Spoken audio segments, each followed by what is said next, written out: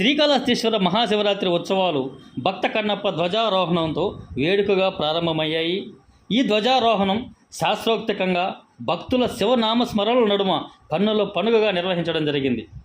శ్రీకాళహస్తి ఆలయంలో భక్త కన్నప్ప ఉత్సవమూర్తికి విశేష అలంకారాలు చేసి ఊరేగింపు చేయడం జరిగింది.